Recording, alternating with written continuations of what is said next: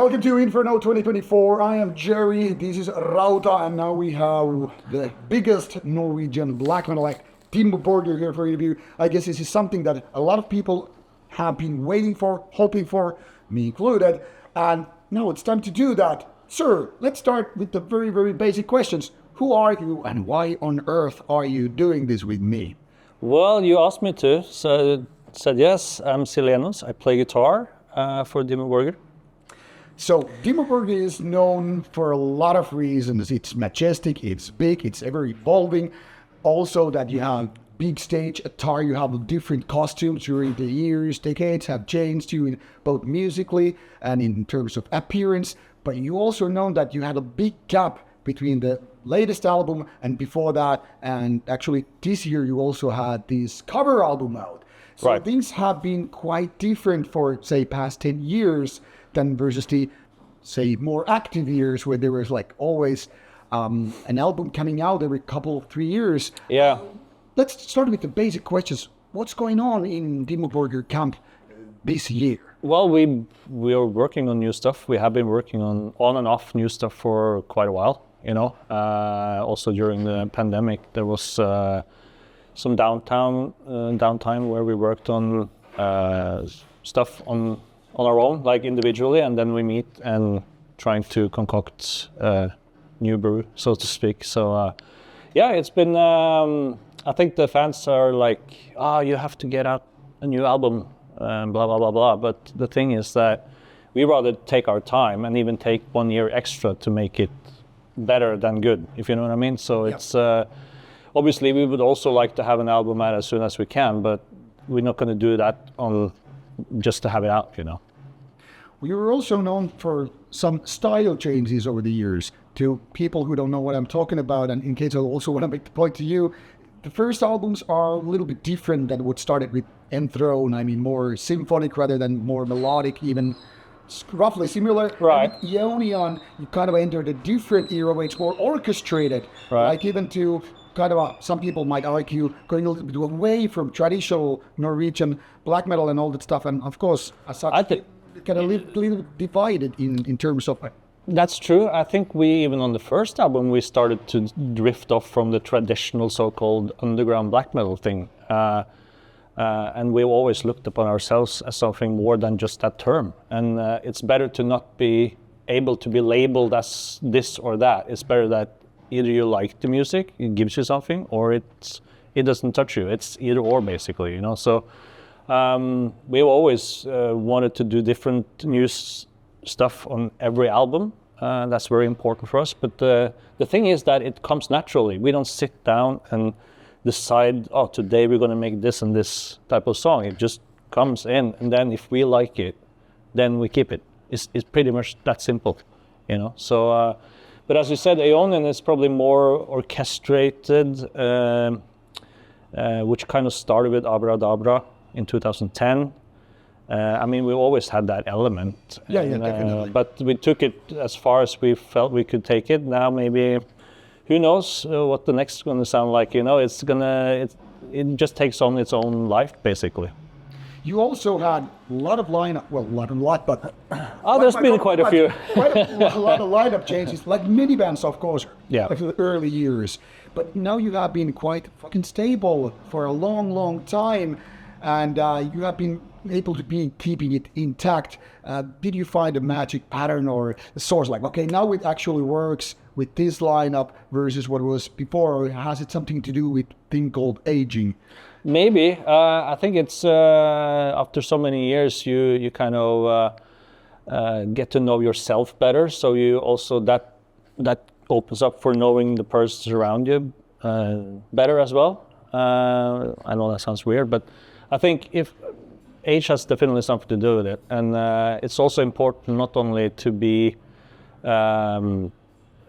good in a writing moment. You have to also be off stage. You also have to get along really well, and I think that the age thing comes in there, you know. So yeah, it's good to have a more stable lineup. Now, what is also kind of a funny, and of course in a good way, is that you became the biggest black metal act. I mean, when we're talking about in terms of numbers and success levels and whatever, I guess nobody back in 1996 could like figure it out. Okay, this will be the Norwegian band that is gonna be the one that everybody else is being compared to, and I guess nobody's ready for that kind of success still in extreme metal and all that stuff.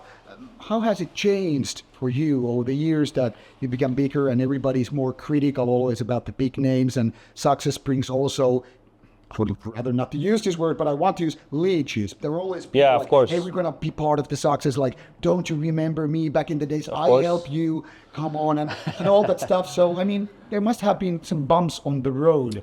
How are you feeling in hindsight all about it?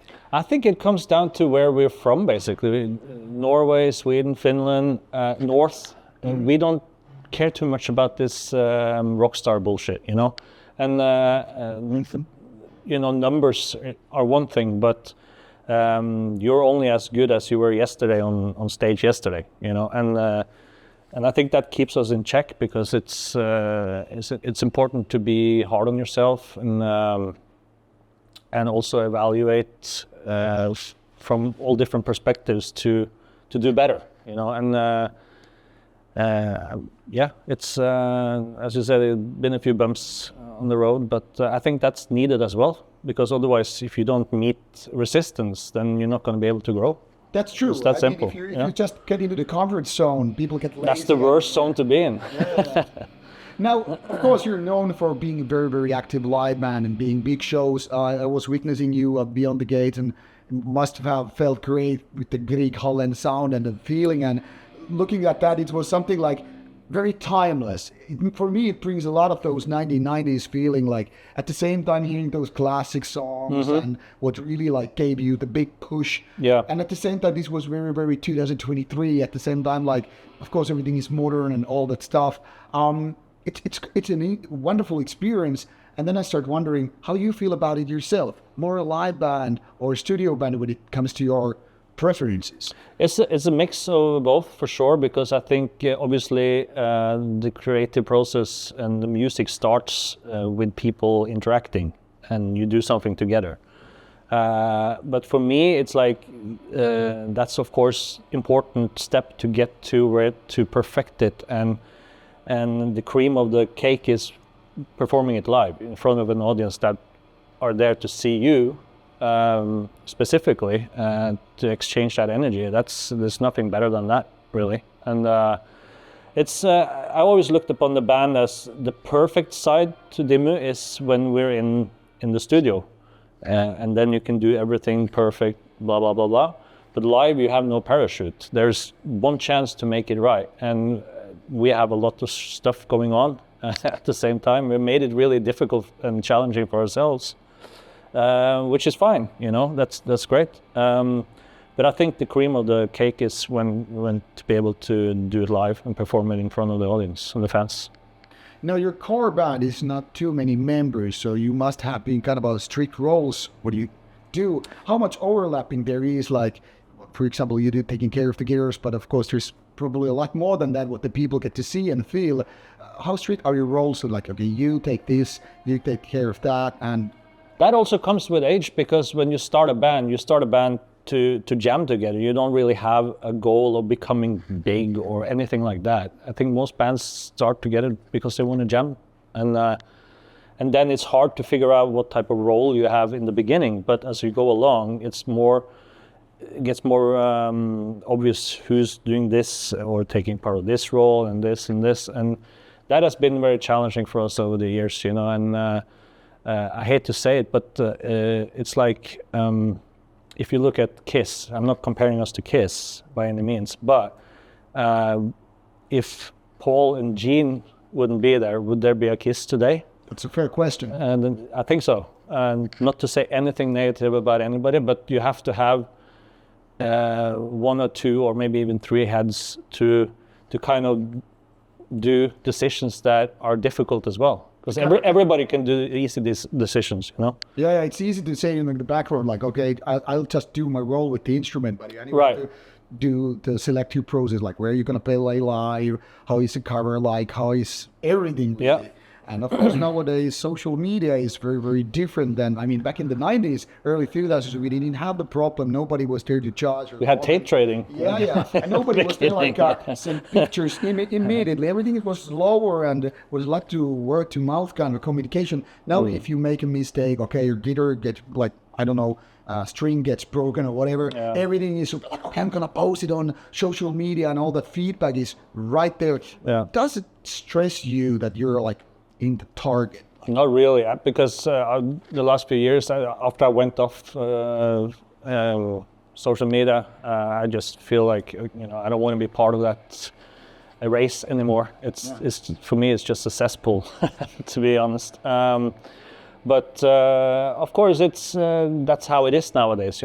People use their phones more than actually being there in the moment, enjoying. Like having their phones. Yeah, exactly.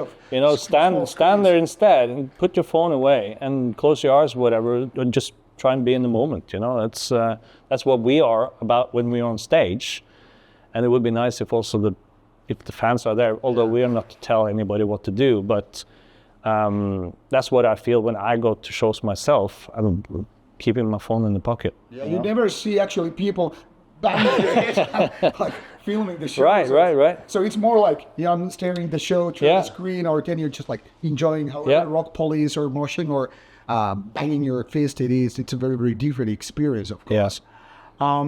Because of this, everything is happening, and then, like I said, all eyes on you. You have this big stage thing. You're not just small rock band like the amps and shit.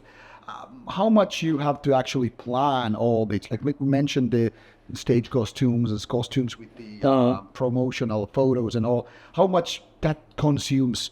Time. It's a part of the Dimmu universe. We try to come up with certain themes per album cycle, basically, to try and represent the feeling that we want to evoke on stage and on pictures and stuff like that. So this is obviously the last bits of the Aeonian cycle, but it's also a celebration of the 30 years anniversary that started last year, which usually lasts for a year, right? At least in our world.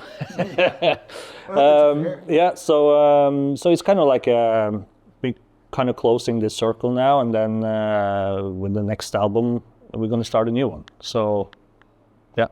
I remember seeing some goofy photos back in the 90s when there was this Christmas. I know what you're going to say now. But I'm not just mentioning it in terms of like, it got very, very different. You had the kind of a Mad Max SQ style, which was really, really cool Road Warrior stuff. Then suddenly it was more like what I would call Narnia face. Right. The big white clothing, which was really wintry, very different from that. So you're not been ever afraid to go into the different setting in this Star Wars of yours? Obviously, there's things that looking back, we maybe should have done things differently, but at the same time, I'm the type of person that, we did that, and then we learn from it, and then move on, and it's done. It's like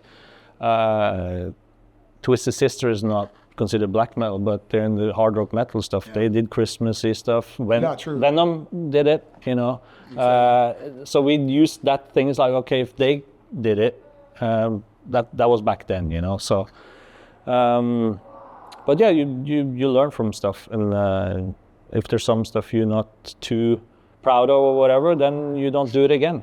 Try not to do it again. Learning from mistakes. Right. Now, talking about Twisted Sister, there's a good excuse to talk about it. Now that you have this cover album out, which features a lot of old songs, and you also pay an homage to a lot of old bands, including Twisted Sister, which is a wild cover.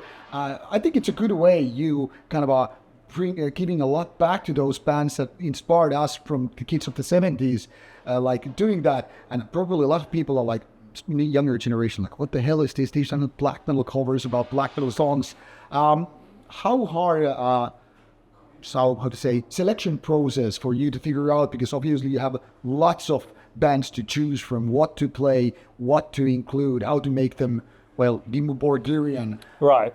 Yeah, that's of course a little bit of a challenge, but we haven't done cover songs for quite a while now, so these are old cover songs, obviously. Most people know that now, but back then we basically agreed on the band, and then it was back and forth which song and blah blah, and fairly, as far as I remember, it was fairly easy to figure out which songs and stuff, and we just tried to dimify them, as you say, and trying to make him a little bit our own, but at the same time trying to keep it close to the original. And it's always great in hindsight to have bands and artists that we have looked up to and that inspired us and still inspire us to come back to us and say, oh, you did the best cover I've heard of this and this song, you know? Yep. And that's like, oh, wow. It's almost like the circle is closed, you know? So that in itself is just more than enough thumbs up to feel that you had accomplished something. It's cool, you know. Maybe cover songs are not our focus right now, obviously, because we released that album in December, and but it's good to have everything collected in one release. We remastered the song so it has updated sound, but everything else is as it was when they separately got released. So yeah, it's more or less for the fans, you know, and also more or less for ourselves, so we don't have to go and listen to different CDs. We have everything on one. Yeah, of course, makes it rather easy. A lot easier. Now, obviously, during the years, because of success and touring big amounts, you probably met a lot of those idols that inspired you back in the days. Have there been any, let's not focus on the negative sides, but more on the positive sides, have there been any, like this was a dream come true to play with certain band or meet these guys who were like your heroes when you were young? Are there any specific memories, like meeting this and that person live?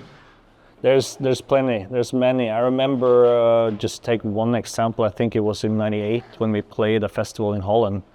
We came off stage and there's a knock on the door for our cabin there, and we're just changing and stuff, you know. And then this English Brummie accent is like asking if we can get something signed, and I was like, who is that? Rob Halford? So he was playing with his band too at the time, and so he asked if we could sign some stuff, the Dimmu stuff that he had, and that was like, that's pretty weird, you know. It's and like supposed to be the other way around. Exactly, and that's where I come to think of that. I had the Painkiller CD on the bus, which was like back where all the buses were. Yeah. So I asked him like, can we do a trade? Is it possible to do a trade? I go and get my Painkiller CD, and I ran in my boxers across the field to get my Painkiller CD, and he signed that for me. So that was a weird moment, but also very like, it shows that metal artists are down to earth, you know. The best one anyway. Yeah, exactly. So that's just one story. One good story to be taken to the grave of their death. Like, oh, right. Now, talking about a little bit, going back on the more serious topics, obviously black metal has always been very, very ideological since the day one. I mean, well, of course, it changed a lot when we entered the 90s, and the second wave of black metal started very, very big flames in Norway, literally. Too. And of course, people were kind of a very, very serious back in the days, very judgmental even about this and that. And now, more than 30 years later, well, things are bigger, not that more in so as with events and bands and touring and all that stuff, and of course more commercialized. How do you feel these things have changed, like the rebellious attitude when you have like in your 20s with your first releases and all, versus now that we're entering soon the age of 50 and all? Yeah, I mean, for us, obviously, we have always kept the rebellious side within the musical side. But it's and it's cool to see that there's new generations coming up, and although things have become a bit more available since the early 90s, I don't see it as commercial because it's still not being played on regular radio apart from certain programs, you know. True. Yeah. And it's the same with metal in general, and I think that's the way it's supposed to be. It's our thing, you know, and it's not for everybody, and it shouldn't be for everybody, I think. I think there's a common misconception, like when people talk about mainstream metal, they start dropping, there's Behemoth, there's Cradle of Filth, there's Dimmu Borgir, these are all like, and I like, well, they are not exactly Metallica or Iron Maiden, like you don't get to hear them on regular radio. No. They're still on the extreme metal side of things, even if they are the biggest in that particular area, genre, and that is something like I find a lot of how to say, a little bit clueless listeners from our audience parts are sometimes like misunderstanding. Do you ever have the energy or will to kind of explain these to them, or like, I don't give a fuck about it?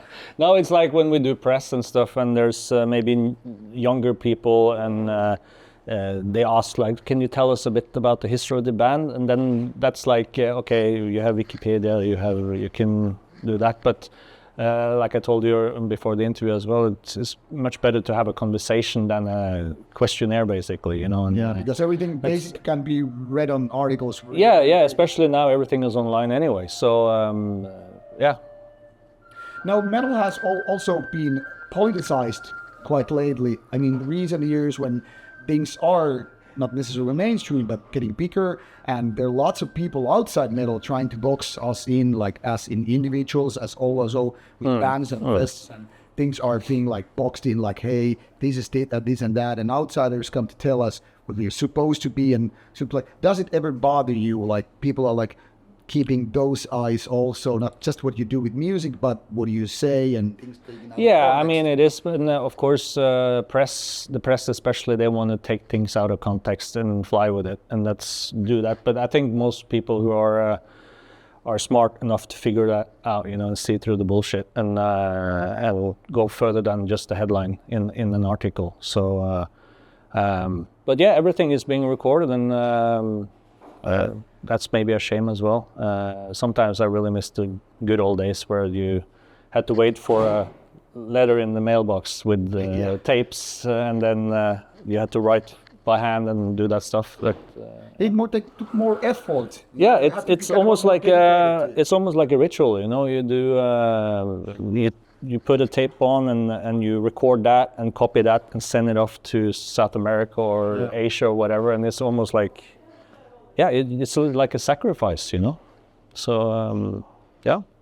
Now, talking about your playing, especially your chosen instrument, of course, you are more skilled nowadays than back in the days. How much different it is for you to play and rehearse do songs rather than back in the days? Well, we like to think we've gotten a bit better at our instruments, but I think we have.